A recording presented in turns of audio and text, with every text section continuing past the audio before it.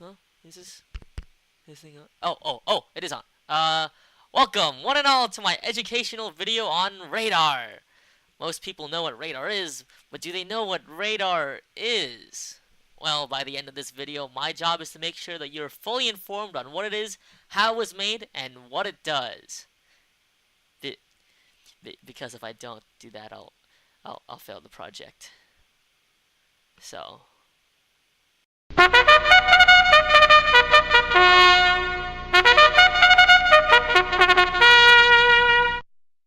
Lesson 1. What really is radar and how does it work? Well, radar stands for radio detection and ranging, but can also stand for radio direction and ranging. What's the difference, you ask? Literally nothing, they're both the same. Now, what do you think of when I say radar? Most of you are probably thinking the little mini-map you get in first-person shooters like Call of Duty or CSGO. You know, the little thing on the bottom right of your screen where your enemies show up as dots. Some others are thinking the submarine-type radar that you see in movies, where the line sweeps around the circles and highlight things as they go. Is that what radar is? The answer is yes and no, because while technically you're all correct, there's so much more to what radar is. Radar works by sending out radio waves through an antenna and then waiting for those waves to bounce off of something and come back, and then reads this data and calculates the location of whatever hit it, kind of like a bat. More advanced systems can do more than just letting you know where the target is, such as differentiating from different planes. Those are the basics of radar, and now that you know that, let's move on. Lesson 2. History of radar. It all began with a German physicist named Heinrich Hertz who discovered that radio waves could be reflected off of solid objects during the late 1880s. At the time, though, most people didn't pay much attention to the discovery and didn't make much use of it.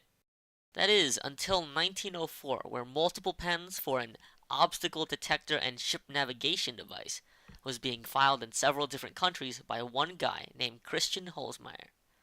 Holzmeier was a German engineer who invented the first radar system, but when he showed it to the German Navy, they weren't impressed at all.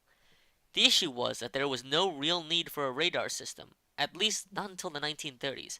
At this time, long-range military bombers, which were capable of carrying large payloads, were just developed, which made the ability to see them coming invaluable. This led many countries to develop an interest in this type of technology, which wasn't just limited to radar. They tried to experiment with other things, such as listening to the noise of aircraft engines, detecting the electrical noise from their ignition, and also played around with infrared sensors. Soon, the US, Great Britain, Germany, France, Soviet Union, Italy, the Netherlands, and Japan all started working on development for radar devices simultaneously, completely independent of each other. Yeah, they'd continue to work for another 2 years, and by the time that World War II started up, several of these countries already had some form of operational radar equipment. The first radar to be developed by the US Army was the SCR-268, but the SCR-270 came shortly after it, both of which were available at the start of World War II. The 268 was for controlling anti-aircraft gunfire, and the 270 was for detecting aircrafts. Fun fact, it was the 270 that detected the Japanese planes that came toward Pearl Harbor. As mentioned earlier, the US wasn't the only ones that were working on radar systems. On September 1938, Sir Robert Watson Watt invented the first British radar system named Chain-Home, which went into a full 24-hour operation time and was the only reason that the British were able to defend against German attacks. Nowadays, radar is much more advanced, being used for many other purposes too. There are space radars, marine radars, and radars to help control airplane traffic. But that's not the end of this story. We haven't even started on LiDAR or Doppler, which brings us to Lesson 3. LiDAR. LiDAR, or LADAR, can stand for light detection and ranging, or laser detection and ranging. It works by using light in the form of a pulsed laser to measure distances. When combined with other systems, the data from the laser can create accurate 3D models. Now, there are two types of LiDAR, topographic and bathymetric. Topographic uses near-infrared lasers to map the land, while bathymetric uses water-penetrating green lasers in order to measure seafloor and riverbed elevations. Those are the basics of LiDAR, and now we've got to move on to Doppler because we're running out of time. Lesson 4. Doppler. Doppler radar is used primarily for measuring weather and is based off of something called the Doppler effect.